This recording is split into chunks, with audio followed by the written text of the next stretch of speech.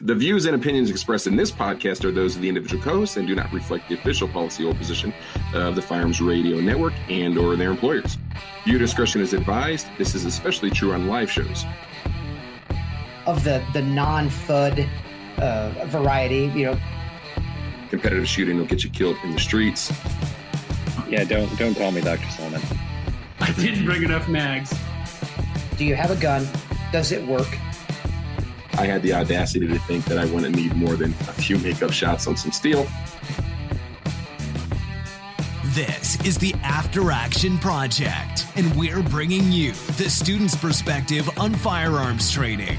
This is the podcast that takes you inside the eyes of the student and the mind of the instructor, from practical to tactical, medical to legal, and everything in between. If there's a course for it, this is your fly on the wall after action destination. This is the After Action Project. And for those of y'all, which would be none of y'all that were watching for the past 5 minutes, we are back again today. Believe it or not, we're actually live now. Apparently the last 5 minutes of great discussion that we had was not being broadcast live. But tonight we are joined with Tim Herron of TimHerronShooting.com, Wade, Dr. Solomon, and myself. We were students in Tim Herron's practical performance course the weekend before last. I'm one of those defensive shooter guys that decided he was going to jump into a class with some. Wade, you're a A class or a master class shooter? I'm A class. A class, yeah. There was a Brandon in class was talking about you were sandbagging. I don't know what that's all about. And then Dr. Solomon, you're A class shooter, B class shooter. What classification are you? I'm not classified in USPSA. You're not classified or in anything. USPSA. Right. Talk to us a little bit about that. That's because you're one of these guys that can shoot more than just the handgun fast, right? Yeah, I shoot 3-gun. Shoot 3-gun. No, I don't shoot any of them necessarily very well, but I try. Exactly. Hey man, I saw you running the handgun during class, and I would disagree with you on that. We're going to talk about a little bit about 3-gun and USPSA and why you decided to take a class with Tim Herron. Before we get into that, Tim Herron, remind our listeners, we had you on the beginning part of this year reviewing one of your courses as well. For those folks that either missed that episode or forgotten about us, talk to our students a little bit about yourself, what you do with USPSA, and how you're making competitive shooters better at running courses and shooting their gun. Cool. But yeah, I'm Tim Herron. I've been shooting since 2010. When I first picked up my first handgun, actually, as most people do, that, they want to get proficient with a handgun as far as for self-defense and personal protection. That's kind of what got me started down this journey, and decided I liked doing this and wanted to do more of it. And fortunately, a few of the guys, I'm originally from Kansas City, Missouri, and just recently kind of transplanted here to Albuquerque about a year ago this month. But guys back in Kansas City that I kind of hooked up with at the range were, fortunately for me, were kind of the non-FUD variety, kind of really knew what they were doing and had them, they also, kind of had a passion for wanting to make better, shooters better and see people improve, and kind of put me on the straight and narrow really as how to become a more proficient pistol shooter.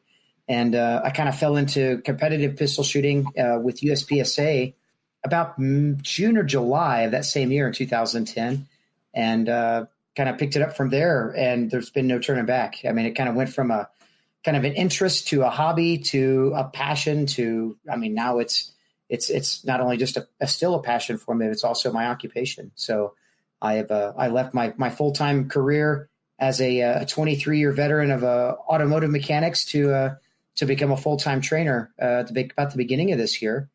And this is what I do now full-time. That's awesome. And I mentioned earlier, probably like 2 minutes earlier, that I was a student in this class, and signing up and taking this class, I as you all know, I come from the defensive use of handgun world, that realm. And there can oftentimes be this debate between competitive shooters and defensive shooters that, competitive shooting will get you killed in the streets. I wanted to take this class for a couple reasons. I think the main reason is I understand that if we look at who are who are the folks that are shooting and able to manipulate their handguns at a high level of proficiency, we'd be remiss to not look at the competitive shooting world, right? And if we look at USPSA shooters or competitive shooters in general, right, they're able to run their handguns very efficiently.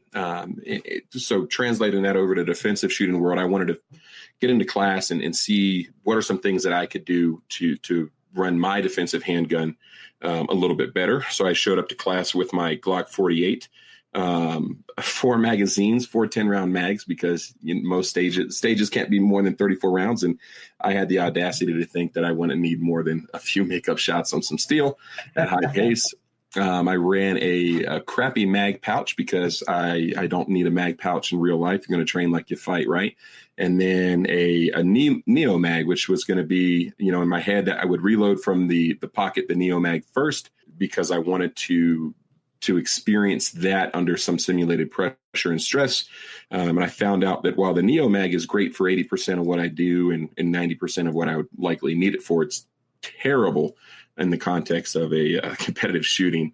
And I could only imagine the conversations that were had behind me as we ran the USPSA match on Saturday. Man, this guy's still trying to get that magazine out of his pocket. Right? Day one, I was wearing shorts because it was like 105 degrees. And I realized that I'm not able to use the Neo mag and when I wear shorts. So I have to figure out a different way to carry my backup mag. All of that is to say that as a defensive shooter, everything that I would normally work on a practice session for myself, as far as getting the gun out of the holster, the sights on target, and being able to press the trigger without messing it up quickly, I improved exponentially through this course, and I'm looking forward to training with you some more. That's enough about me. I want to kick it over to Wade and Dr. Solomon, who are both competitive shooters. Wade is an A-class shooter within USPSA. Dr. Solomon is a 3-gun shooter. Do you want me to call you? I don't know. Right? I don't know. Is it Dr. Solomon Drew or something else? You have something else I want to call you? Yeah, don't call me Dr. Solomon. Don't call me Dr. Solomon. Just call me Drew. Right. Use your deep Barry White voice on it. All right. So Drew, talk to us a little bit about your shooting experience, your competitive shooting experience, and why you signed up to take this class with Tim Herron. I don't know why I wanted to do 3-gun, but when I was in college, I was like, this looks really cool. I want to do it. I got out of college. I met a guy named Chris Taylor at a party, and he told me that he did some 3-gun. He was like, hey, you should come do this thing called USPSA with me. I was like, okay. So I went, and I couldn't even believe how fast people could shoot. I thought I was like pretty decent at that point. I was just like, wow, I am the worst person here for sure. And I think most of the people on the squad were open shooters. So they were like even faster than usual. It was just crazy. So I thought it was really fun. I shot a few USPSA matches and finally got the 3-gun shotgun and decided to hop over there and do 3-gun. So I've been doing that for about not quite 2 years now. That's awesome. I have delusions of grandeur because I was like, man, I'm going to do well in this. I'm going to do well in my first USPSA match. I'm going to do well in class. And man, I stunk it up. I listened to some other people run Tim ran a stage and you guys ran a stage. And I was like, it's not bad. You know what I mean? I'm probably going to be 5, 10, 15 seconds slower. And I'm pretty sure I doubled up sometimes on most of the dang runs. But Wade, talk to us a little bit about your competitive shooting experience. When did you start shooting competitively? And why did you sign up to take this class with Tim? Yeah, I started shooting competitively in, I guess, the end of 2016, kind of about 3 years ago. And I had grown up. I got out my first handgun when I was 15 and started shooting, and was never really a rifle shooter. I was always kind of more into shooting pistol. I thought it was a better self-defense platform for me at that time in my life. But, never had done any competitive shooting. I thought, it was just too expensive for me at that time in my life. I couldn't afford to go. But now that got a little bit older and I had just moved back to New Mexico in 2015, my brother and I had started shooting again out at Zia. local range, and they have a little action pistol match out there every other Saturday, which is a ton of fun, and it's free. And we were like, let's just go try it, And so I showed up to my first match. I had a Kimber 1911 that I had bought when I was 15, and I'd gone and bought my first holster for the gun, which was an Uncle Mike's, and I had gotten the last 3 Chip McCormick 10-round mags that you could get at the local gun store. And so I had those 3 mags plus a couple of other, 7 and 8 rounders. And I shot my first match, and it was a ton of fun. I was thinking about it the other day, and I remember the first stage I think I had to shoot a Texas Star on. My first USP, action pistol type match ever, and I have to shoot a Texas Star. And I'm like, I didn't bring enough mags. There's just no way. I'm going to need like 70 rounds on this thing. It's 5 shots. So I remember, I show up and they make you announce if you're a new shooter. So I have to raise my hand. Yeah, I've never shot competitively. So they give you a buddy. And so me and my brother and this buddy are all talking, and he's really nervous with me. He's like, man, you've never shot before. It's like, don't run. Don't try to do any hot shot stuff. You're going to see guys that are fast out here. Don't do that. Just be slow and safe, and you'll have a ton of fun. I was like, all right, cool. I can do that. And so I get up to the line and I make ready, and I holster the gun in my fancy new Uncle Mike's. And man, I ripped it. I actually did pretty good. I was like, this is just too much damn fun. I was like, it's the most fun you can have with your pants on. And I remember at the end of the match, my brother was like, dude, you really rocked it. And I was like, nah, I mean, these guys are killing it, right? They're like some pretty good shooters there, to be honest. And I ended up coming in 5th overall. And so for me, that was like hook, line, and sinker, man. I was done. I was like, I'm a competitive shooter, baby. And then I spent the next 3 years realizing how bad I actually sucked because there's just so much to the sport, pretty straightforward stand and shoot stuff I was okay at. But when you have to add in actual movement and figure out how to get into position, get your gun up, when to hit your reloads, how to break down a stage, how to transition through targets, efficiently, all that stuff is just time on the clock if you don't know how to do it right. And so for me, I've been shooting for, now a couple of years. I've moved up to A class, which, A class is a most decent, shooters can get to A class. So for me, I'm like, okay, that's a good spot, but I really want to push through. My goal is to try and hit GM. The amount of effort that it takes and the amount of commitment is tremendous. I've heard a lot of people talk about that, just the breakthrough that it takes to get there. But, guys like Tim who can help diagnose the problems that you're having and figure out how to improve. And, hey, I see you consistently doing this when you're coming into a shooting position, or I consistently seeing you try to do this in the match, and figure out sometimes it's the most basic thing that you're missing that adds the most time to a stage, and you keep doing it over and over again, like your transitions or something like that. So for me, that was the reason I took the class. I think being an electrical engineer, I trained myself to read books and think I can, apply that math to a problem, which is true. But I thought that I could take that same logic from competitive shooting of, well, I can just read so-and-so's book and then I can know how to do reloads, or I can know how to break down stages. But until you see a GM actually hit a reload or see a GM actually show you how to break down a stage, you don't have any concept for what it really truly looks like. And so for me, that was the biggest motivator for doing these classes, kind of getting to see Tim show us, slap us around like a bunch of kids, like, God, you're an idiot. This is what you're doing wrong. I have a lot to learn. So. Yeah, that's awesome. I've shot a few matches out at Zia, kind of got the competitive bug, but for me, I don't think Zia was really competitive enough for me to kind of lure me into that. That after Saturday's match and Sunday's class, I've been talking to Tim past couple of days. I was like, hey man, I'm running the Glock 48. I know that's probably one of the worst guns that I can run in competitive shooting. But I'm just going to use it to set a baseline and see my improvement until I can feel comfortable enough to be an adult and get an open gun or a real gun. But I'm like, man, I'm going to run carry optics with the Glock 48. And then I was talking to Tim. I was like, man, it's not on the production list. And he's like, don't even worry about it at local matches. So I'm committed to doing that. I got an optic coming in for it. I'm going to get a couple extra mags and some big boy mag pouches. That's enough about my gear. Wade, talk to us about the gear that you run during a match and the gear that you ran in class. Yeah, that's gear is really important. I think for a lot of people, it's I think you're doing it the right way by just bring what you got and shoot the match. That's the right way to start. And the reason I like that is because you're gonna evolve as you start competitively shooting. You're gonna figure out, hey, there's this. I think this can fit my hand better. I think I really want to run high cap, or I really like a dot, and so I want a dot and a compensator. So that kind of helps funnel you into the right division that you want to shoot. I shoot 2011 with iron sights, so I shoot in limited division. And the nice thing about that is it's about as modified as you can get with a gun, except for a compensator and a red dot.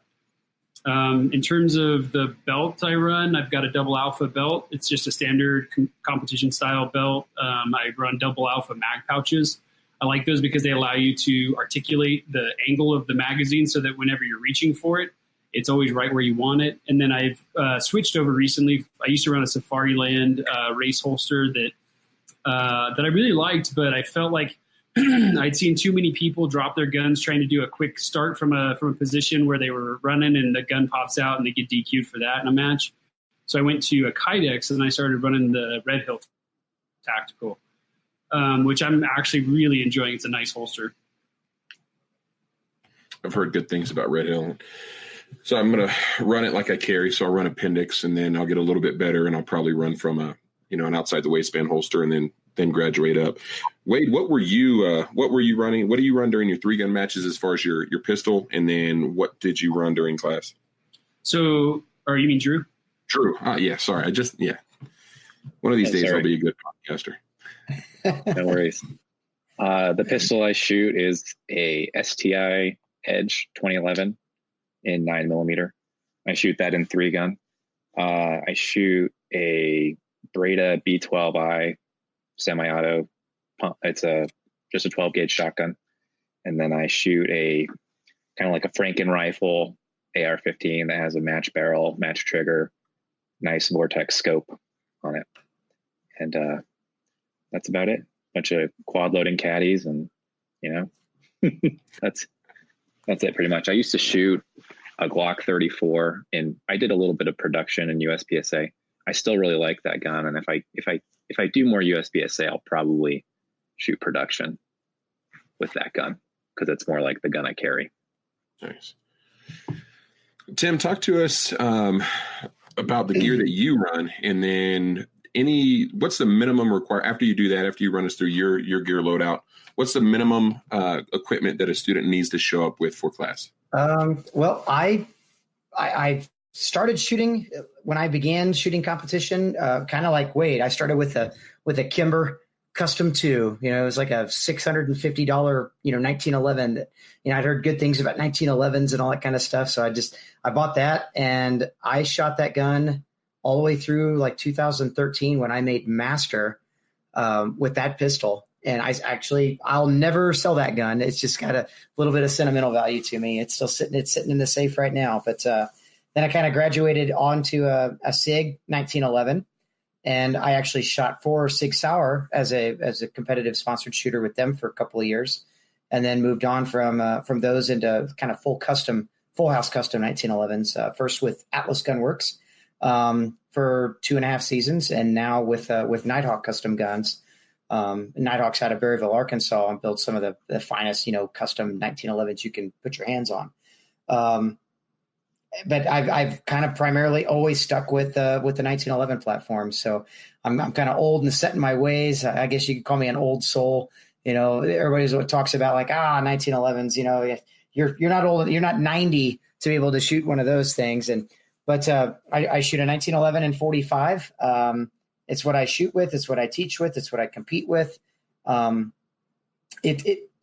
carry for carry and defensive purposes. A Glock 48 and or a J-frame, a Smith & Wesson J-frame, 5-shot revolver. That I've fallen in love with both of those guns as well. So and train a lot in the off season with both of those guns. But no, I mean I carry the gun, the 1911, and 6 magazines on a like a Blade Tech belt with a Red Hill tactical holster, and the pouches I use are just kind of standard Blade Tech, kind of run of the mill standard Blade Tech mag pouches with what they call their competition cut on them.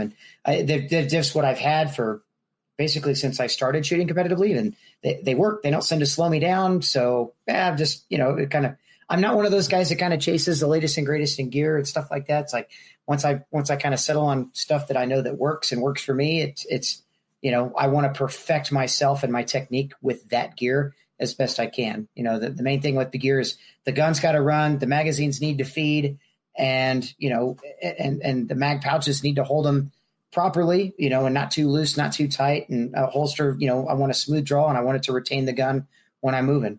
Other than that, minimal requirement for a class. Honestly, you kind of shot really the minimum needed, and I tell students this all the time. I'd like to see you with at least 4 10-round magazines to be able to shoot basically a 32-round USPSA style, practical shooting style stage that will not only use as more of an assessment tool than anything else. We do spend a lot of time, throughout the day kind of breaking down segments of that stage is to find efficiencies. How do we get our footwork? How do we position our bodies better to see targets or to present ourselves to targets better so that we can effectively shoot faster and more efficiently, and that's really what the stage is all about. It's not necessarily about like, how do we shoot this particular stage as fast as we can, like from a competitive aspect.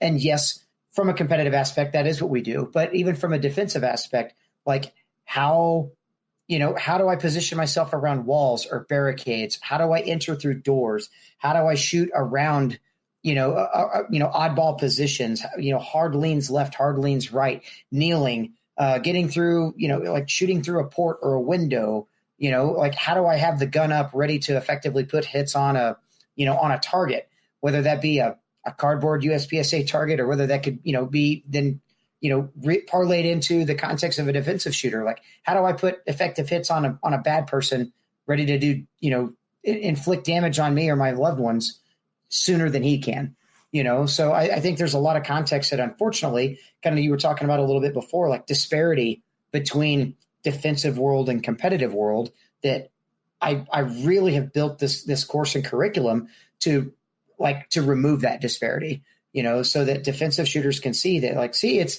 it's fun to run around with your hair on fire and shoot targets fast and, shoot activator targets and understand that within context, this is great practice and great test of your abilities to make you a better, not a competitive shooter, but to make you a better practical shooter, and utilizing the term practical shooting in the most simplest context of the term, a practical shooter. Everything you do on a defensive stage or in a defensive realm is practical shooting, and that's what this course is built around, is making everybody just a better gun handler, a better shooter.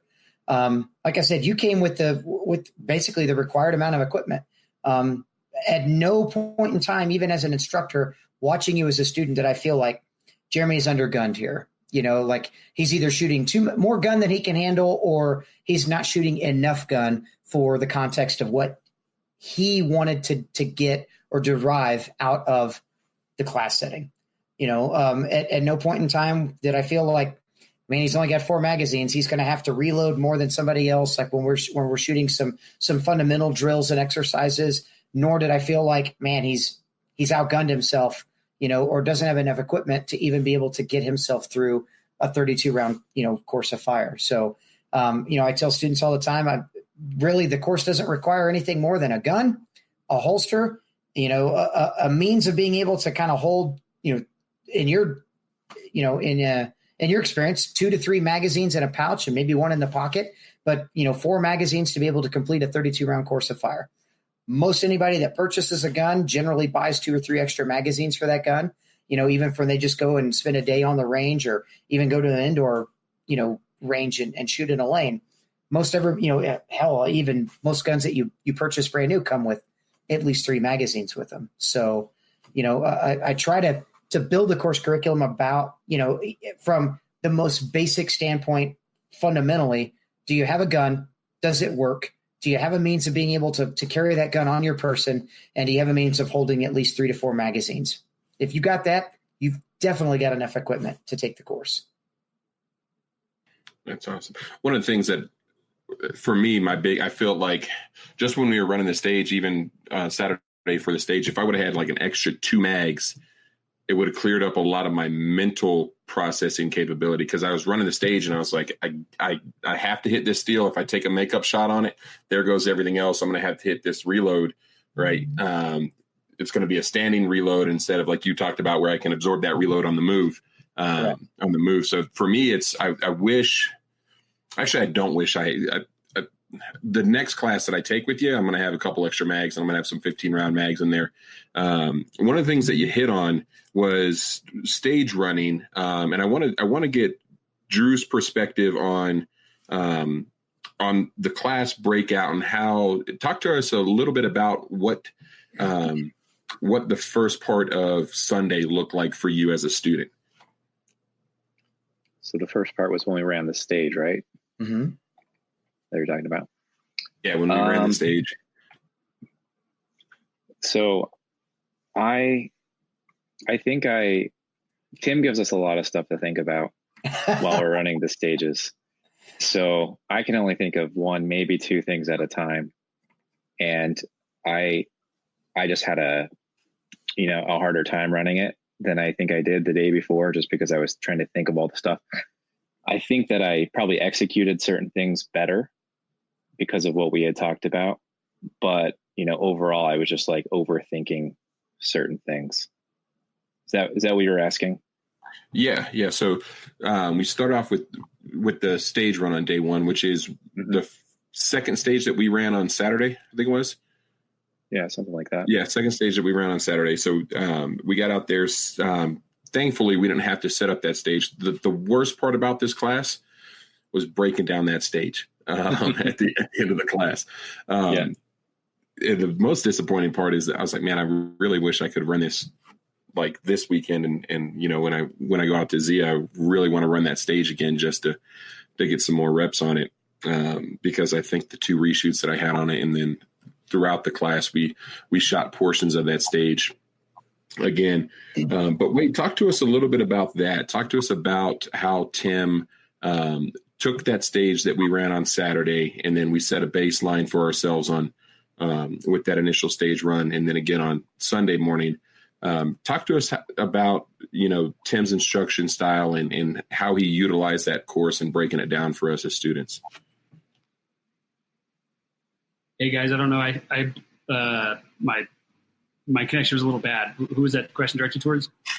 That was for you, Wade. Okay, what was the question again? Sorry, man. Just break down Tim's instruction style with utilizing that stage and what he did for yourself and the other students, really breaking down the key components of that stage, and how he went about improving your abilities with that. So with competitive shooting, the thing I've kind of learned is that there's so many facets to it that it's just a building process. And so in any one stage, whether it was the one we shot or with Tim or any other stage, there's always going to be a few fundamental things that you have to do. But aside from that, there's a lot of other ways that you can figure out how to save time through just efficiency. And what I liked about Tim's approach is that he gave us enough rope to hang ourselves in the beginning. He lets you run it however you want. He makes you plan it out like you would, which is the right way to do it, because you're going to come at this with your own thoughts and your own experiences and say, I know I can do this and I'm going to do it this way. And then he shows you, a better way to do it. Not maybe, it's his way that helps you to see, hey, if I would have thought of that detail, it would have saved me some time. And so what I liked about it is that he watches you run it and he takes notes. And then after you've run it once, he breaks down through the stage. Here's this piece of it, and here's the next piece of it, and then the third piece and the fourth piece. And he just keeps going into small consumable size bites that you can actually start to absorb pieces of it. What I found was that, like Drew said, I can only think of one thing at a time, kind of. And so he would let you run it once to the first little section. Then he'd drag you back and be like, all right, you did this. Now you need to fix that by doing it this way. And then you do it again and do it again. And you kind of like you're polishing the edge on your shooting ability. and applying the tips he's given you, so that by the time you run the whole stage, you've walked through and shot everything a few times, but you figured out the right way to do it, so that whenever you shoot it the last time, the thing that he said that stuck with me was, you're just going to flow through the stage. It's not going to be this run over here, stop, pull the gun up, shoot some targets, then run over here, stop, pull the gun up, shoot some targets. It's actually a lot more planned out, flowing from point A to point B to point C, hitting your reloads and doing it in a timely and efficient manner. So when we showed up and we're setting up that stage on Saturday, and when we're running it on Sunday, one of the things that I was like, man, this is a pretty, not intense stage, but for somebody who shot my first USPSA match, I feel like it probably had most of the components of a stage that you would expect to see in a wide variety of courses. Would you guys agree with that? Yeah, totally. Absolutely. So Tim, talk to us, for our listeners, kind of explain your stage and the thought process in setting it up, and why you have students run it at the beginning of the class and again at the end. Well, I think about stages that I've shot that, like across the country, that I've shot at major matches and things like that, that I like, the things that I prefer. But as from a teaching standpoint, like what are the things that I see that tends to be what hinders most people, as far as their progress as a shooter. Most people see really close targets and they think like, I can disregard sight pictures and shoot those just really, really fast and watch holes appear in targets. So that's why, there tends to be one array that typically is, very 3 to 4 yards, kind of open targets, maybe with a no shoot target kind of stapled up someplace to visually pull you into thinking you've got to be a little more careful on something than maybe you do have to. The stages, the things I think about that also are important is movement into and out of a position. Maybe being able to move through a position efficiently, shooting things as you see them versus, and kind of almost shooting things reactively versus, like your test of ability to shoot things proactively. Like having a plan and being able to stick to a plan versus like almost getting into the mindset of like, oh crap, there's a target. I just need to shoot that right there. And even though, okay, it may make sense to shoot it right there, it might've made more sense to position yourself better to engage not only that target, but other targets as well, from one efficient means versus like having to shuffle your feet or move yourself around. I also think it's important to, like, I want to be able to assess a student's ability to not only move laterally left to right, but also downrange moving forward, as well as being able to move uprange safely and effectively with a gun in the hand too, and so we test that ability as well. So you'll kind of notice that particular stage I had set up in that bay, had you, no matter which direction you decided to go first, had you kind of doing some backing up with the gun, as well as kind of moving downrange with the gun, as well as moving a little left, a little right, some hard left leans, some hard right leans. There was a window or port to shoot through. Again, kind of using that as an assessment. Do people crowd walls and crowd barricades when they don't need to? Can they use spatial awareness or use distance to their advantage, not only from an efficiency sake in a competitive shooting realm, but also in a defensive realm, being able to utilize cover effectively, or be able to utilize, placing cover between you and an assailant. Like all of these things I've really thought out to try to make it the most effective class I possibly can make for a practical shooter, but thought of, from the context of a guy that started out in competitive shooting, and being able to utilize a competitive shooter's take on how to become a better practical shooter. I've got, kind of in my off season, November, December, January, when I'm not doing a whole lot of like competitive shooting myself, as we all kind of know that the season kind of takes a lull. That's the time for me to like, I'll sit at the computer. I've got a couple of notepads and pens I keep literally with me everywhere, and I take notes. Like, what are some of the things I'd like to see improvements for next season? What are some things that I'd love to see students really be able to work on? So, this class, as I think a good teacher should do, is always building upon their curriculum And, again, just as I try to polish the edges on the shooter, to make each shooter and student better, and I'm constantly trying to polish the edges on myself and my curriculum as a teacher to ensure that I'm building the best product possible, for your guys' sake. So yeah, I'm constantly thinking of different stages I'd like to see or different scenarios to put you guys under that I can use not only as assessment tools to see or to find or exploit weaknesses or strengths in you guys, but also to bring about those exploitations and let's fix them. Let's find ways to make you better in a completely different, facet. So yeah, I mean, it's not like I just thought like, oh, cool, this teacher would be fun to like teach a class on and throw it together and like hope and pray. I mean, there's definitely some methods to my madness and how I think things through, and then how I built the course curriculum to kind of like we shoot the stage, together as a squad basically. And I'm always kind of taking this assessment individually of each shooter, their strengths, their weaknesses, so that I can individualize the instruction to that particular student. But at the same time, we start from bare basics. Let's work on fundamentals. The fundamentals of accuracy and marksmanship to, okay, how do we start building blocks? Like I think about it as like a kid dumping Legos on the floor, and it's like you start with one block and then we build, the next thing we've built something that makes sense to our imaginations or whatever. And it's kind of the same thing. It's like, I'm taking all of your skills and I'm kind of dumping them out there on the range and saying, okay, cool. We're going to, to make a better Jeremy, we're going to take a little bit of this and a little bit of that. And we're going to put those two together. And then once we perfect those, we're going to take a little more of this and a whole lot more of this. And we're going to build those two things together and make you more effective on 5 things now instead of just 1 or 2, and trying to find where we can really polish the edges on every single shooter. So, and I do that individually to you. I do it individually to Drew. I do it individually to Wade. We had a couple other students in the class, and that's, to me, I think that's key. I don't want to just be a drill leader. I don't want to just throw a bunch of drills out on the range and say, okay, guys, we're going to shoot 1,000 rounds today, and we're going to do these 8 drills, and you're just going to shoot them until your hands bleed. I don't really think that's conducive to really learning, like as adults learn. So I think there needs to be a lot of hands-on. There needs to be a lot of like getting you guys involved in other aspects besides just pulling the trigger.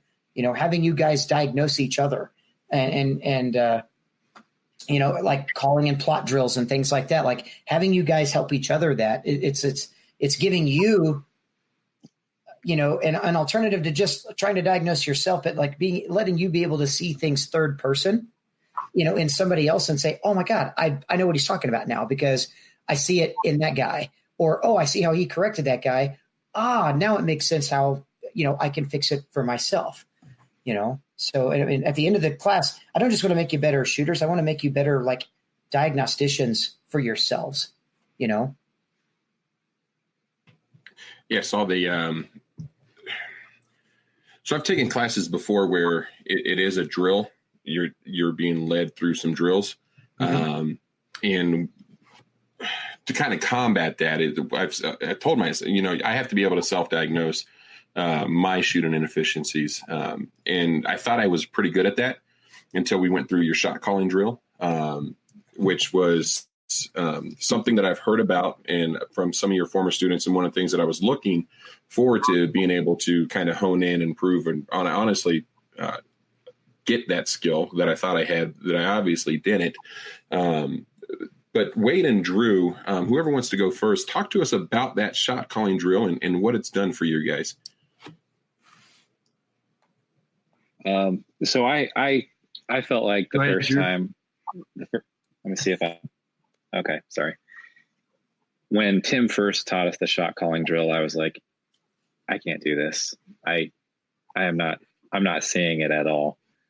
And I think by the end of it, I was starting to pick it up a little bit. But whenever we started to run the stages again, I started to just be able to see more than I had before and look for kind of different things. And I still suck at it. Like I'm terrible at it, but I'm taking baby steps and kind of know what to look for. And I've noticed like that I have done that a little bit in the past, like when I'm, trying to blaze down a stage. Oh yeah, I wasn't on that target. I'm going to go back for it. And it's just, I don't know. He just kind of put it in a way that made a lot of sense to me.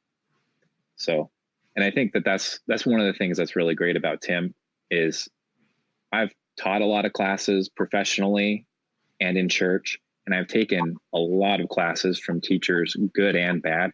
And Tim is 100% a natural teacher.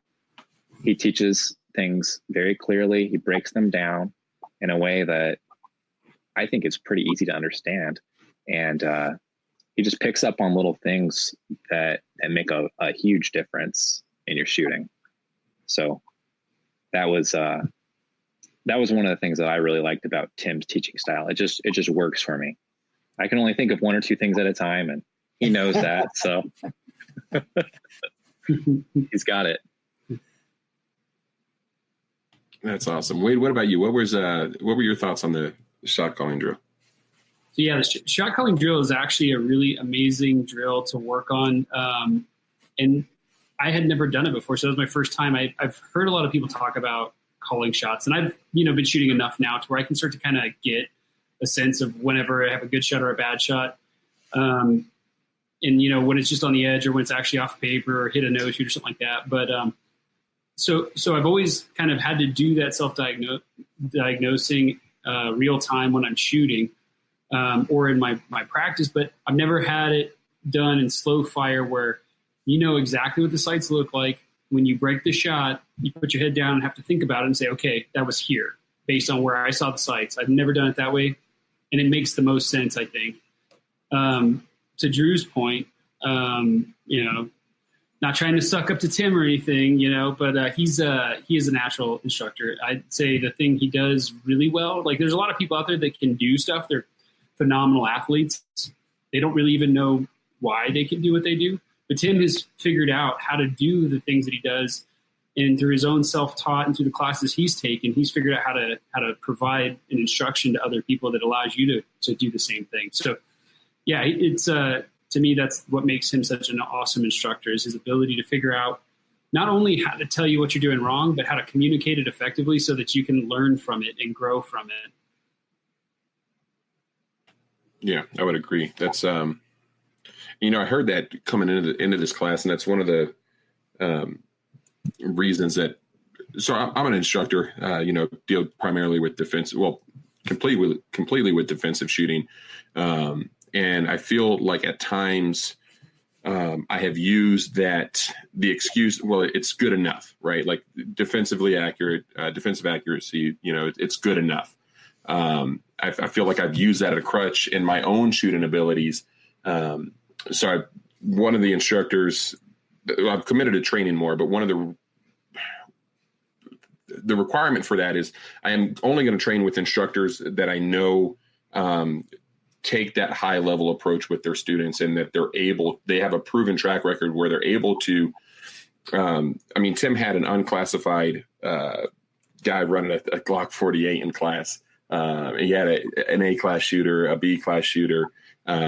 Drew said he was unclassified, and I'd imagine that's only because he hasn't shot enough USPSA matches. And based on his abilities, I would put him right up there with the other students in class. And he literally shaved off damn near, like cut my stage run time in half. And when I was running the stage the first time, I didn't feel like I was doing it slow. I knew I was giving up time here and there. But when I heard the time read off, I was like, wow, that was very, very slow. Like terribly slow. Like, hey, Jeremy, I got a question for you, man. Given that this is your first time shooting USPSA and your first time taking this kind of a class, how did you feel the pressure stacked up on you when you were at the line? Did you feel a lot of pressure, or did you feel totally like this is easy, no big deal? So during the stage or during the match on Saturday, I didn't really feel the pressure. And I think that's because I gave myself the cop out that I'm running it from my carry gear. And I feel like that allowed me to run the stages in my element, if that makes sense. I didn't go all out. I didn't try to burn it down. I felt like I performed below my ability. And then after taking the class, I felt like I performed well below my ability. In class, I had some self-induced pressure because I didn't want to be the guy that was holding up class, right? I didn't want to be the, hey, I'm a defensive shooting guy. I didn't want to be, holding up the class. I was running 10-round mags. So I was making sure that I was, stuffing mags when Tim was coaching me.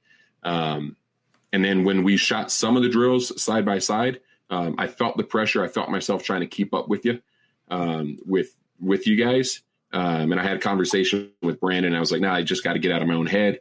I ran one more drill, and I think that was enough for me to get enough out of my head to where I was competing against myself, if that makes sense. But I completely believe that's, the company of the class allowed me to kind of work through that nonsense in a relatively short manner of time where, I wasn't feeling that pressure all class. And I can imagine if I had taken a class with some jerks, it would have been a different story, but you guys were awesome. I asked the question because I noticed when you first shot, you were really struggling with accuracy, and you were kind of seemed like you were nervous a little bit. Yeah. But then by the end of it, man, you were a rock star. 1 for 1 on steel. You're running and gunning, no problem at all. And I was like, he's getting comfortable. Because and the reason I was kind of asking is because I feel like when I got into competitive shooting, part of why I wanted to do it so I could learn how to be a better defensive shooter. And I was trying to figure out if you felt like that pressure in any way simulated a real world situation that maybe would, it's not nobody shooting at you, but it's induced pressure. That timer makes you really want to go fast and want to do what you have to do to get the hits, right? Yeah. So I didn't know if maybe that had any impact on how you were feeling in the moment. I don't know if I've experienced that. I'm sure I have sometimes, but I really think so. I'm super analytical of myself, right? Almost to a point that it's a detriment. And this is one of the few times that I've been in a classroom setting. I hate being the newest or the worst at something. Right. I hate it. It terrifies me. Class, by the way, we're all a bunch of alpha males. I was going to say, what? You are not alone in that endeavor, Jeremy. I mean, the fact that you were with 5 other students in this class that all have that exact same anxiety. Well, thankfully, hopefully they had somebody that was a way worse shooter than them. For me, part of the other thing is I don't use my sights. And again, that's because 3 to 7 yards, I'm good enough without my sights. And one of the things for the past 18 months or so, I've talked with some of our other instructors and shooting the New Mexico qualification course, not to get too far down a rabbit hole is, I've shot like an action pistol match before. And in this class, there were situations where I needed to use my sights, but my brain wasn't turning it on quick enough. So I just sent them. And I was like, well, that's good enough. And that was a delta, or, that's why I was throwing, or that's why I had some misses on there. So I haven't used my sights on the final stage run. I used them some. I didn't use them enough. And that's part of the reason that I'm going to go to a dot, not because I want the equipment to make me a better shooter, but I feel like my learning curve it'll be steep, but it'll be quicker working on acquiring that dot. I might be completely wrong. I know a lot of people say 6 months or whatever, but I'm committed to dry fire. And I feel like for my just mental limitations, this is what almost full time. We're on the range 2 or 3 times a year, and 98% of my shooting is defensive shooting, where I can not use my sights and still look good. Right. But that, not to get further off on my defensive shooting tangent, but yeah, normally I would have been like shitting bricks and everything else. But here's a great question, I think, to ask you, because you come from a defensive background, right? And we've all heard, I'm sure you've heard it even more than I have, in a defensive situation, when you have to use, judicial use of your gun is needed in a defensive situation, those bumpy things on the top of the slide never even come into view. You can't see them fast enough to make split decisions under stress or duress. Okay, we've all heard that, right? The typical defensive encounter, 5 to 7 yards or whatever. cops or somebody defending their own life doesn't even see the sights or use the sights. Sights slow you down. Like that always tends to be people's crutch, is like, oh, if I have to aim, then I'm going to shoot slower than if I point shot or if I did anything else. And I think my my counter to that is watching you shoot, not using your sights almost at all, exclusively the first stage, and you shot it in 30 some odd to 40 some odd seconds. Your last stage, you shot sub 30 seconds, utilizing your sights. You shot faster, you shot more accurate, and you shot utilizing much more information at your disposal to make better decisions, as I say in class, making better decisions behind the gun. I would, did you feel like aiming is slowing me down here? Aiming wasn't slowing me down there. And part of that is I was able to see all these other things that I was slowing myself down, right? And you talk about do the non-shooting stuff faster, and that's where you save your time. Right. I think where people get like aiming slows you down, aiming will slow you down if you don't train with your sights. Like if you allow yourself, and that's for the longest time I allowed myself to be good enough within 3 to 7 yards with the flashlight picture and not lining it up, that now when I need them, I can't use them, right? In a defensive shooting situation, if you need your sights, or if you don't need your sights, but you can use them, you're fine, right? But if you need your sights and you can't use them, well, then you're screwed. So that's there's just so many myths within the training world and preconceived notions that people have with regards to training and competitive shooting.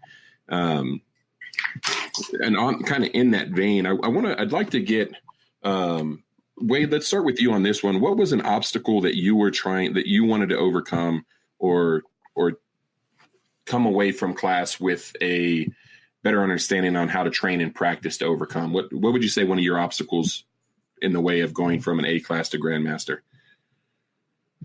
So I think one of the biggest obstacles I have right now is figuring out how to really get in and out of positions smoothly. And then also, so shooting positions, and then also consistently keeping my splits and transitions smooth and at the right cadence they need to be to hit the shot. So I'm not throwing any Charlies and Deltas and Mikes.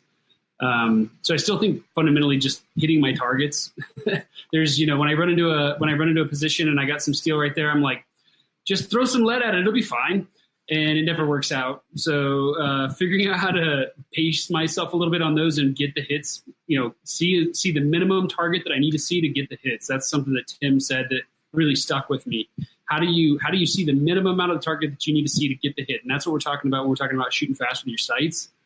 It's not that you're just seeing the top of the gun and this target and you're shooting at it. You have to actually line it up when you're taking a 25-yard plate rack or something like that. So figuring out how to do that, and I think doing it consistently, on demand, never missing. A Grandmaster should be able to do all the fundamental skills 95% of the time or better, right? So if you're going to do a reload, you should make that reload happen in a second time.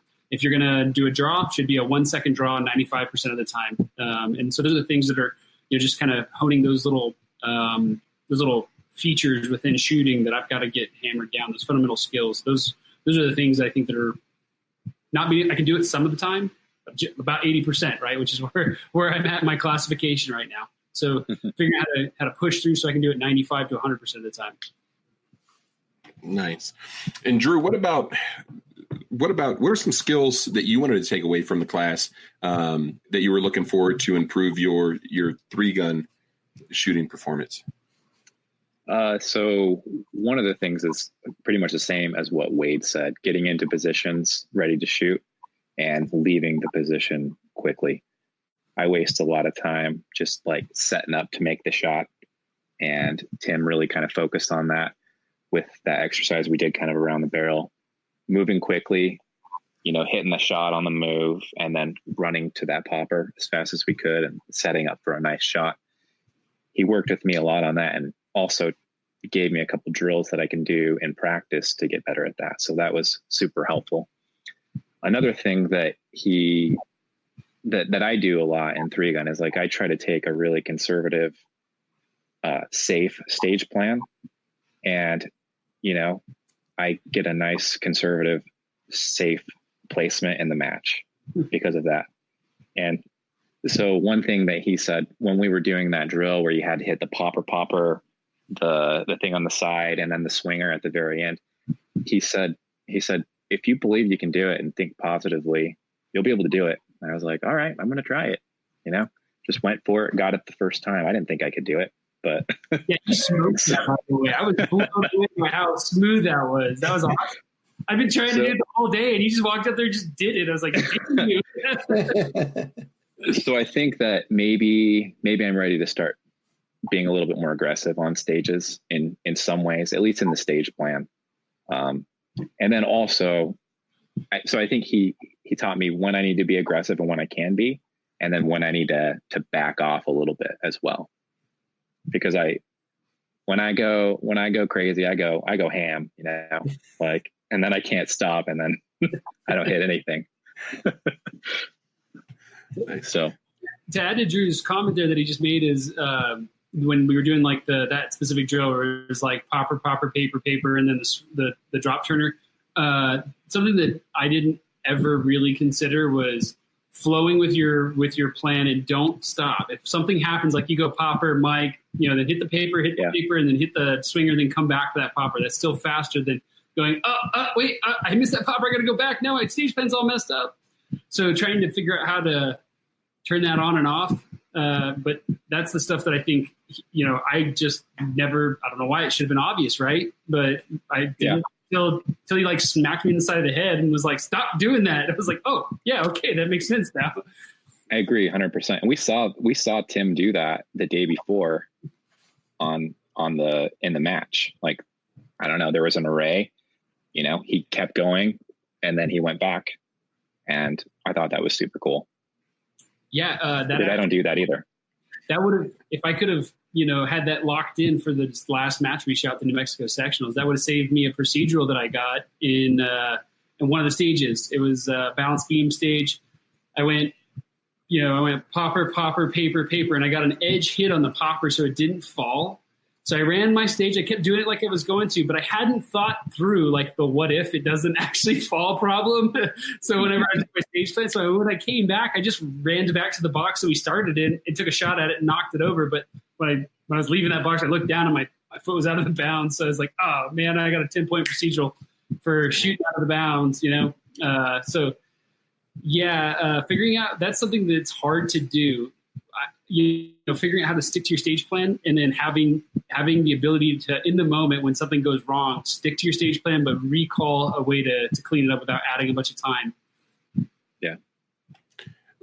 I want to talk kind of like a roundtable discussion and kind of kick it off with Tim. Where do you see, kind of in that same vein, where balancing being aggressive but being conservative enough to where you're not going to leave a stage with some mics or some no-shoot mics? How do you find that sweet spot for your students? And then where do you think most newer shooters come into a stage at, if that makes sense? For me, I think balancing obviously speed with accuracy, is important, right? Everything we do in practical shooting is kind of based on the Latin initials DVC, which is like speed, power, and speed, power, and accuracy, right? So, like all three of those things are important. Like you got to be that's kind of the balance. Is like I want everybody to focus their energy as far as like that. I want to go hair on fire, right? Everybody just wants to draw the gun out of the holster, and they think that the speed is just in simply like, pulling the trigger finger faster, right? I was like, man, if I can just pull the trigger and make the gun go bang faster, then that's going to be, that's how the big boys are doing it, right? So that's what I have to do. And unfortunately, you learn very quickly that no, the big boys aren't doing that. Like very rarely are you seeing grandmasters, national champions, IDPA, masters, the guys that are winning the matches. Very rarely do you see those guys like ripping, fast, super fast, like doubles and splits and double taps and things like that. What you're seeing them do is not waste any energy doing something that's not benefiting them as far as like on the stage, right? Meaning, or within a scenario, meaning like they're not just nonchalantly thinking about reloading, kind of whistling to themselves and putting the holster in the gun and then going, kind of excuse my language, but like apeshit crazy once they get the gun pointed at targets and they start just blazing away, right? Those guys that are winning matches are the ones that figured out, like, I want you to do all of the non-shooting stuff, right? The draws, the reloads, the running crazy, getting from position to position and setting up. You're doing all that stuff as fast as you possibly can because that's all you have to do. That's your only focus, so that when you get to a position and you've got the gun aimed at a target, and I tell people, like, it's not slow down to get your hits or shoot slower or shoot more carefully. Isn't it smooth as fast? It's about when you get to a position ready to shoot, right? You're doing all of that other stuff as fast as you can to allow yourself the time necessary to make good decisions, right? Actively make good decisions. Those good decisions is that, do I have enough of that sight picture to call a shot once I'm pressing the trigger and actively shooting that target? Do I need to aim a little harder at that small piece of steel that's 15 or 20 yards away? Can I get away with shooting a little more aggressively on those 3 open 7-yard targets over there? And those are the decisions that you need to make in the moment behind the gun to shoot smarter. It's not shooting faster, it's shooting smarter. You're doing all the other shit as fast as you possibly can to allow yourself to be smarter when making decisions as you're actively shooting the targets. And I think that's where the biggest, like, those are where the biggest mistakes or the biggest, like, lowest hanging fruit happen to be with shooters, is they tend to try to speed up the stuff that they shouldn't be speeding up. And they don't realize that the stuff they should be speeding up and they're not, is where they're losing the biggest amounts of time. Everybody thinks that time is made in just yanking the trigger faster and disregarding the 2 most important things in shooting, which is gripping the gun and managing that sight picture to an acceptable level to get the accuracy that you need. And a lot of people don't put into context, like, oh yeah, when I get to that position, now what? It's like, well, did you get to that position with the gun up aimed earlier so that you could get to work sooner? It's not necessarily like you don't want to get there and then be late and think, oh, I'm going to make up time, and I'm using air quotes there. I'm going to make up time by shooting faster, right? We all know what happens when you start to try to make up time by just pressing the trigger faster. All we end up doing is missing a lot more. I was blown away by your, barrel drill where we were coming around the corner and we had to do a hard lean on a fault line and the sights are up. And as soon as you see that target, it's like just natural just to start whacking away on it and hitting alphas. And it was amazing to me how much smoother it was, because I always felt like running with your gun up was awkward because you're bouncing your arms trying to get into position. Mm-hmm. But what I found is that you're actually, it like hits the whole body break when your arms are fully extended and you're getting ready to take that shot. And it's so much faster because as soon as the target is available, you start hitting it. And it was something that, like, why didn't I realize that? But had I not taken your class and seen the difference on the timer that it makes, I probably would have never done that by myself in a drill or a practice. And so that's the stuff that these classes, I think, really make a difference. That's why it's worth the money, because I could have gone and spent $1,000 on ammo and I'd have never figured that out. But it's going to save me seconds on every stage that I shoot. Yeah. And that's kind of that's a great point. It's like, I think everybody there, like, a lot of us are looking for ways where we can, decrease an entire stage, like in a USPSA match by, I'm sure everybody here would have been happy had they found just a second, 1 second on a 25 to 30 second stage, right? But I mean, and think about it just in the context of a competitive shooter, a second can make a huge difference in like your hit factor or like your overall score, and where do we find a second? And a lot of guys think that, like, I'm just going to yank the trigger faster and somehow magically an extra second is just going to lop off my time, and it's just in that one position from start to that very first target. I think everybody there that last Sunday, when we shot just that particular exercise, was able to find in excess of 0.8 of a second overall.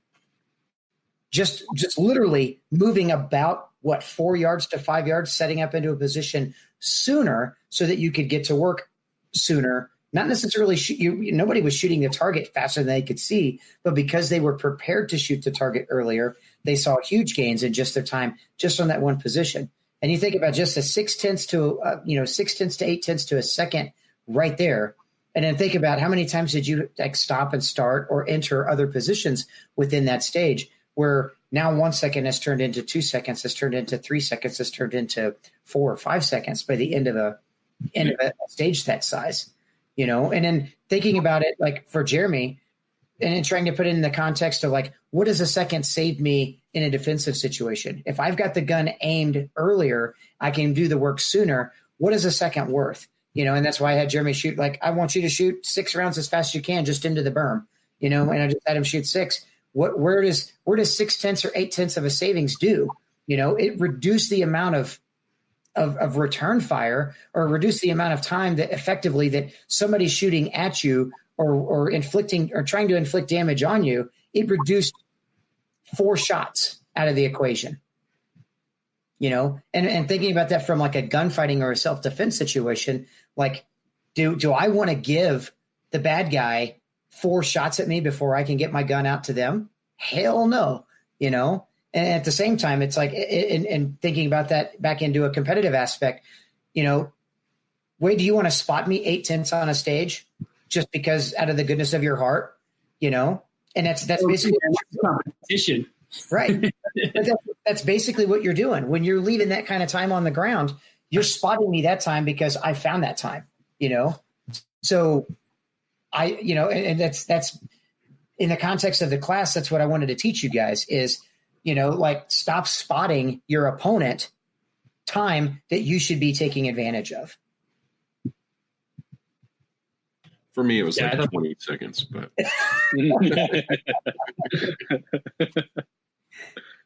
no biggie. Yeah, just a little room of improvement there. That actually drives home a really good point, Jeremy, is that when is the best time for a competitor or somebody to take a class to learn how to do competitive shooting? In my opinion, is the first time before you go shoot your first match, or maybe you shoot one match and then you go take a class with an instructor so you understand how it actually applies. Because, I did the same thing that I think most people do. I'm I can read a book. I can figure out what they're teaching me without having to go spend that couple $100 in my whole Saturday. Frankly, you can't. I've come to realize that, nope, I'm a pretty smart guy and I can't figure out how to do that. So the only way you're going to get it is through instruction. And the sooner you get the instruction, I think the bigger the gains will be in the overall career of your shooting. Oh, yeah. Yeah. So if I take a defensive handgun course, I'm going there with a 50-50 mix. I want to learn on how to get better on some things. And then I also I'm really there just to kind of dissect how they run a range and how they teach and how they instruct and kind of really compare it to what I'm doing with our students. With Tim's class and being completely out of my element, I was I had no idea what I was doing. I'd have no idea how to communicate this style of instruction to students. So I was really a blank canvas, and I would definitely recommend anybody that is thinking about getting into competitive shooting to take a class, because it will greatly reduce the learning curve that you have. I'm excited to go out there and shoot matches now. I want to shoot some USPSA matches. Really want to go out there and shoot some ZM matches because I feel like the level of competition isn't as great there. You want to go off and beat up on those guys, don't you? Yeah, exactly. I want to go beat up on some double-barreled shotgun owners and guys that get mad at Tim for setting up fun stages. Hey, gut tip. Yeah. So that's and I was thinking about man, I was talking looking at the cost for open guns, and an entry level open gun is around $3,000 at least. Yeah, that's on a minimum. A solid open gun. Yeah, some of the open guns can be anywhere between $5,000 to $8,000. Okay, good. So my Glock 48 is not as close to that as I thought it was. Tell your wife that. See, honey, I'm running a Glock 48. It is nowhere near as expensive as these open guns. All this money. Meanwhile, the millwork and the optic costs more than the damn gun. Yeah. And then the brass, the 38 super brass, that's like, Yeah. find a few of those and you can retire early. Literally, for a gift, I gave Rick Kennedy a bottle of 38 super brass because he's like, I've just found this. It matches when I pick up other people's brass, and you're the only guy I know who shoots open right now. So, I bet he loved it. You know, I would say though, like, I would recommend anybody who's new to the sport take some classes before you buy that big gun.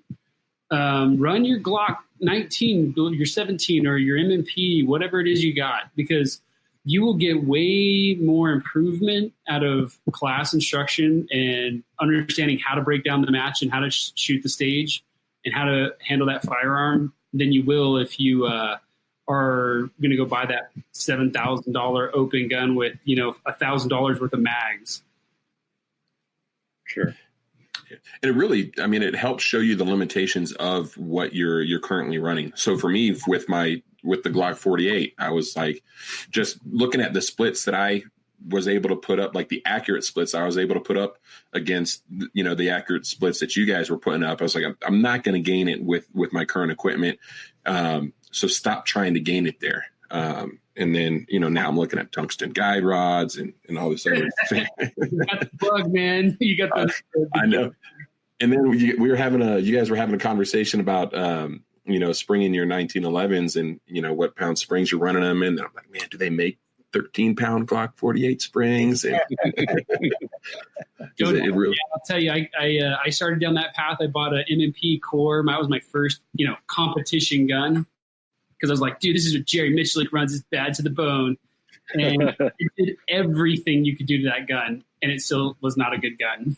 Just don't do it, man. Like, just don't do it. Just shoot the gun you got. Put, you know, every time. Here's something I told one of my buddies is like, dude, every time you think about going and buying a new sweet, you know, like toy for that gun that sucks, go get yourself like that $50 or $100 or $200. Put it in the bank. Don't do crap with it. Just put it in the bank. Next time you get that bug, I need that new optic, or I need that new trigger, I need that new magwell. Go take that money, put it in the bank. And then after you do that for like 10 or 15 times, then you'll have half the cash you need to go buy your 2011, and you'll be like, okay, fine, I'm just going to do that. Because where you're going to get to is you're going to get to a 2011 either way if you get serious with the competition shooting. Yeah, my Glock 48's getting up there. It's like, and I want to get a robar coating done to it because I don't clean my guns ever. I probably shot, Tim said 600 rounds. I think on the weekend, I probably shot close to 800.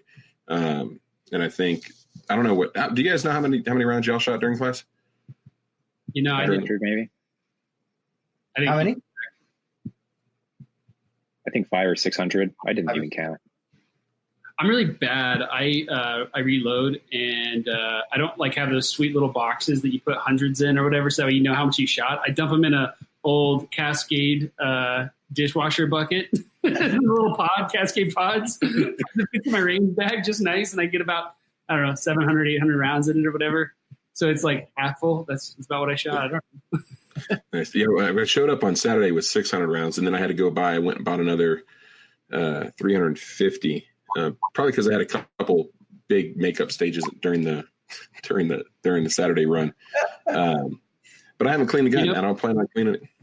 So, something we haven't talked about here at all that I think is actually really important when it comes to quality of your gun and how well you can shoot it is reloading. I think that factory ammo is a disadvantage in competitive shooting sometimes. I think that if you can reload a load that's tuned for your gun specifically so that it's accurate, gives you the right amount of power factor for the division that you're shooting in, and it will have the minimal amount of recoil so that you can give yourself that little bit of an edge. That will buy you way more performance than going and getting that new, super sleek trigger or whatever else. I started reloading, and I didn't realize, again, going back to my M&P story, I was shooting Freedom munition because it's the dirt cheap ammo that I could get at the time. And I had like 1,000 rounds of Freedom left, and I took it out the other day because I didn't have time to reload. And I was doing a 2-inch circle at 10 yards, and I had my nephew there, and I was like, just kind of, usually I just eat the center of it, 10 rounds at 10 yards, and I can just put them all into the 2-inch circle. And I could not group at 10 yards with my Atlas, which is a phenomenal gun. And whenever I pulled out I had like 50 or so of my reloads, I went right back to dropping them in. So at 10 yards, I had a group about like that would normally be about like that. Another example, that was a buddy of mine bought a pistol off me. I had won a Springfield XD at a match, and I was like, I don't want this gun. It's like, you want to buy it? And I was like, I'll give you a really good deal on it. And I even got the Springfield Plus Up package, so he got that for free too. But he had never shot it before, so I was like, let's go to the range. And I just had some factory ammo, and I was letting him shoot it. And again, at like 7 yards, he was holding like a 4-inch group, and I was like, man, this guy's just struggling with this gun. And I handed him my limited gun and was like, let's just see what you can do with this. And he's a big guy with big paws, and man, he blew out the center on a 2-inch circle. And he was like, I want that gun. And I was like, all right, well, that's about 10 times the price of the other gun, so we're gonna have to talk about some money here. How'd you win the XD, or did you lose the XD? Is that what, did you shoot so bad that's the consolation prize? Either way, it was a win, right? You was giving away an XD. Here, Wade, go back to an XD because you suck this bad. You shoot this at the next match and you blame it on the gun. That's right. Yeah, now you have an excuse. No, it was the Colorado State Championship USPSA match last year, and I definitely didn't win it on my performance. They just had a random gun they did a random drawing on, and there was like 200 shooters or something like that, and I just out of 200 got lucky. I would have given them that gun back for like half those mics back. Probably from shoot the XDM, right? Harleys, come on, guys. Nice. I feel like we always have another hour or two's worth of conversation when we're jumping off of this, but I had a technical difficulty when we started, which put us on a little bit later. But I definitely do want to give you all the rest of the evenings back. But before we do that, Tim, tell our listeners where they can find out about you. Honestly, best way to find out about me, I got my website at timherronshooting.com. It's very easy. It's also got my class curriculum on there. So what classes I offer, what the course descriptions are, round count, equipment needed, all that good stuff. It's also got a bunch of information regarding my like individual private instruction, as well as like small group clinics or group classes that I do as well. And then on that website as well as also got my my calendar of classes that I'm teaching all the way through the end of this year, and I'm pretty booked all the way through the end of June 2020 already. So if you're interested in maybe coming out or contacting me via the email address that's on the website there's also a phone number you can contact me there too, or even through Facebook.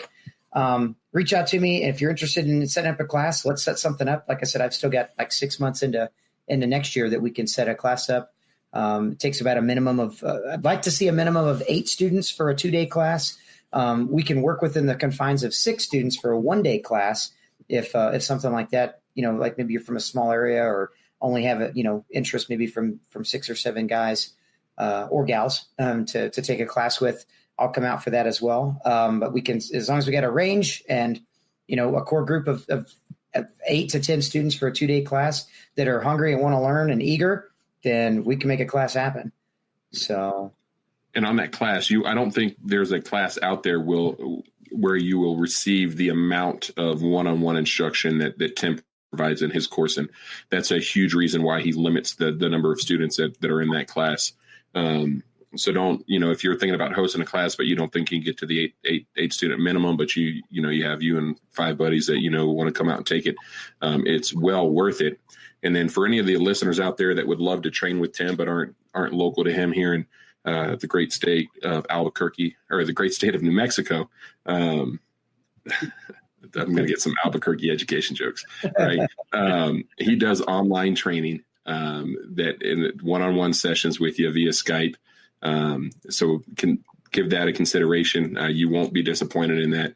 And then come in having some reasonable expectations for that. It's not going to be, that's a session. Is it a one training session, or talk about your packages for that really quick? Because it kind of depends. So yeah, for like the online training stuff, I can offer, we offer it as like either an hourly session. So we could set up to do just a one session. And I've had guys do that.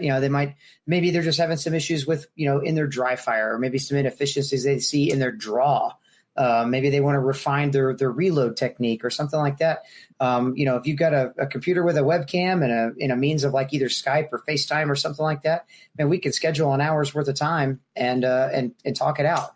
I also offer like 3-month and 6-month packages.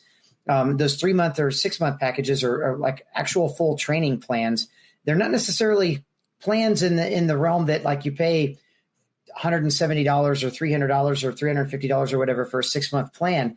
And you get like, okay, Jeremy, I'm going to email you a training plan, that's a stack of like training philosophies and drills to do and things like that. No, I make it, again, just like I do in my classes, I make it as individual as the needs of that student are deemed necessary. So, if I get a master or grandmaster level or an A-class level shooter that says, hey, man, I've been doing this for a long time, I can draw 1 second and my reloads are great, but for some reason I'm having issues with movement on this. Okay, great. Send me some videos of like your most recent practice sessions or match sessions, and I'll go through them. I'll kind of go through some analytics myself and really assess everything, take a lot of notes, and then we'll convene at a time that's convenient for both of us to sit down in front of a computer and talk. And I build a lesson plan or build a practice regimen for that particular student to fix, assess, diagnose, and improve those particular deficiencies. So, and it can move on and on and on, so once we fix a couple of things, great, here's some other things that we're working on. Let's move on to the next session and we're going to do this. So yeah, it's very organic in how it flows and evolves based on each individual's needs. So, I've had some guys that have done a 2-month or 3-month session with me where it literally, all we've done is spent time having heart-to-hearts talking about how to overcome mental stress and nerves and that's what made that shooter better, So, that's the great thing is it's completely individualized to your needs and what I feel would be best suited for you. So it's not just a one size fits all. Hey, let's do this. And here's your prize for your investment. That prize is completely specific to that individual. So, and that is something I offer. It's something I enjoy doing. It's funny. I had expectations of how I wanted that to work, in my mind when I first offered that. And like I said, it's kind of grown and evolved into something completely different that even as a teacher is like, man, it blows my mind. It's like this is cool that it's gone this direction more so than what I think I really wanted to kind of tie the reins in on it before. And to see the online training really evolve into something completely different and outside the box is awesome, because I think it's something that I don't think many other instructors or teachers even offer, not to this level. So yeah, it's definitely not, from what I've heard and the conversations that you and I have had about it. It's not a cookie cutter program, right? Like normally the thing with online classes is you pay X amount of dollars and then 2 seconds later, you get an email with the course and the training material. It's not cookie cutter, and you will have to do the work if you want to see that improvement with anything. But it is individualized coaching plan for you. If anybody's on the fence about that, just seek out students of Tim Herron's. You won't find a bad review out there. We haven't heard anything negative about Tim, and it's the rave reviews that he gets, which is a big reason why we wanted to host him here in Albuquerque, where I wanted to train with him. And then reach out to him, timherronshooting.com. Use Tim Herron on Facebook and all the Tim Herron Shooting on the gram. If you do the gram. Yep. We definitely appreciate you guys hanging out with us a little bit later than what we normally do. And we will see y'all next week. Remember, it's your life. It's your safety and protection. It's your responsibility. Y'all stay safe. If you're a recent graduate of a firearms-related training course and would like to join us on our show, or if you'd like us to review a specific firearm-related training course or instructor, shoot an email to show@afteractionproject.com. Remember to join a local firearms advocacy organization. As always, stay safe, shoot straight, and remember to secure your firearms so that unauthorized persons cannot gain access to them.